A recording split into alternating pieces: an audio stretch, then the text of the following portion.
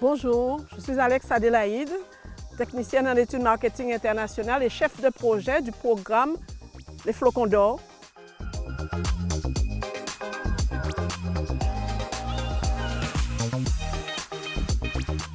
Les étapes de ce projet, j'ai dû me rendre en métropole, dans divers salons, à Villepinte, à La Rochelle, en Allemagne, au Canada, afin de retrouver l'équipement adapté, approprié. Et c'est à Hollande que nous avons pu tester, dans une société agro-industrielle, des équipements adaptés à la transformation et au séchage des féculents. L'arbre à pain est une plante originaire du Pacifique, introduite aux Amériques au XVIIIe siècle, avec comme objectif de répondre à un besoin de nourrir les esclaves avec une ressource abondante et peu exigeante en culture. Cet arbre a une histoire qui fait que la population locale l'a rejeté pendant un certain temps. Rappelez-vous, je vous ai dit que cet arbre avait été introduit pour nourrir les esclaves. Il n'en reste pas moins vrai que c'est une ressource amylacée de qualité, abondante, et qui peut répondre aux besoins de fournir à la population locale des formes prêtes à l'emploi des productions naturelles de ce pays.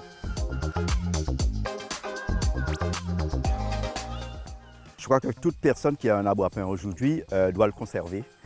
C'est vrai que ces temps derniers, nous avons vu beaucoup d'arbres à pain abandonnés. Et je crois que nous disons à toutes ces personnes de les conserver et de les mettre en position d'être productifs.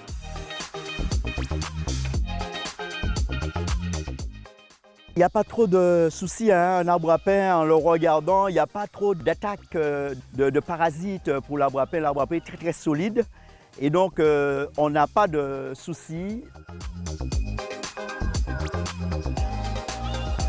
L'objectif de ce projet innovant, c'est de permettre à tout un chacun de disposer des féculents tropicaux, fouilles à pain, ignames, patates douces en flocons alimentaires, mais en prêt à l'emploi.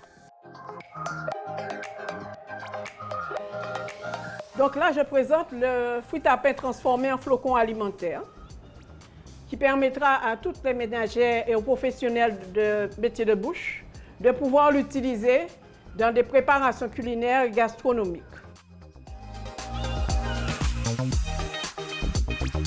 La Technopole gastronomique Bioservices et filières associées a été créée en 2010 et à ce jour, en 2021, nous sommes encore dans la phase expérimentale afin de mettre en valeur toutes les étapes de l'agrotransformation, mais aussi de l'organisation de l'unité industrielle.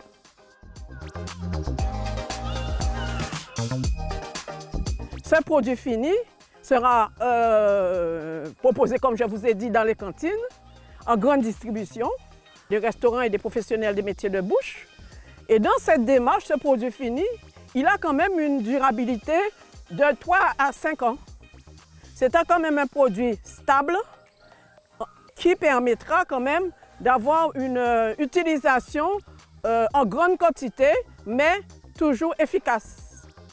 Chacun peut planter un arbre à pain dans son jardin, où chaque exploitant agricole peut planter des champs d'arbres à pain afin d'approvisionner l'unité industrielle, ce qui crée une relance économique aussi bien pour la famille, mais aussi pour le producteur agricole qui peut déjà compter sur le fruit à pain pour pouvoir livrer la marchandise dans une démarche économique.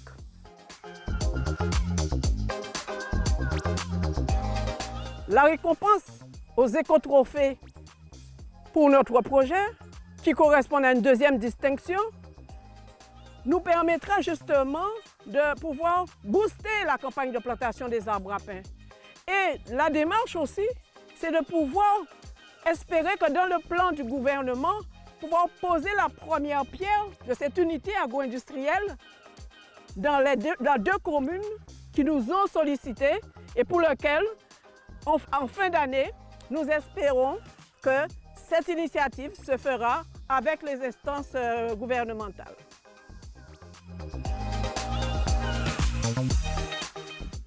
Les flocons alimentaires se retrouvent sur toutes les tables et soient retenus dans la gastronomie française comme plat quotidien au même titre que tous les autres flocons d'autres produits.